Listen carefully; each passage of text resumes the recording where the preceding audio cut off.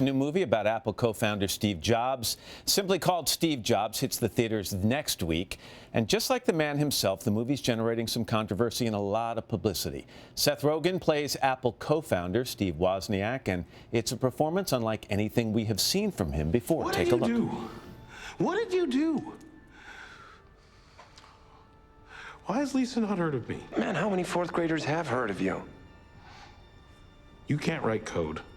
You're not an engineer. You're not a designer. You can't put a hammer to a nail. I built the circuit board. The graphical interface was stolen from Xerox PARC. Jeff Raskin was the leader of the Mac team before you threw him off his own project. Everything, someone else designed the box. So how come 10 times in a day, I read Steve Jobs as a genius? What do you do? I play the orchestra. Seth Rogen. Seth, good morning. Good to see you. Very emotive. Look at that. No, it's intense. I mean, we hear Steve Jobs, Steve Jobs, Steve Jobs. There's another Steve. There is. The guy who actually invented the computer. It was Steve Jobs was the ideas guy. Is that fair? And Steve Wozniak was the guy who was the tech guy?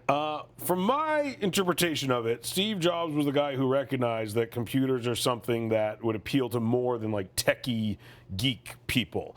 And it was something that actually everyone would want. Wozniak was the guy who conceived of the notion that computers were something that the average person could have, but it was very personally driven. He just wanted one for himself. He didn't think everyone would want one of these. It's a dramatic role, and obviously Steve Jobs died tragically several years ago. Steve Wozniak is still alive. You had the chance to meet him. Yeah. Did you pick something up in that meeting, something in his personality or his demeanor that helped you with the character? Honestly, his passion for technology was something I'd never encountered before. Like the way chefs talk about food, or we talk about film, or you talk about, journalism, is the way he talks about like wires glued to a piece of plastic. And I'd literally never met anyone who had that sort of passion about engineering and technology before. We've all dreamed about if there were a movie made of our lives, who would play us. How did he feel about you playing him? Did you say, was Bradley Cooper busy? Exactly. He seemed okay with it, thank God. Yeah.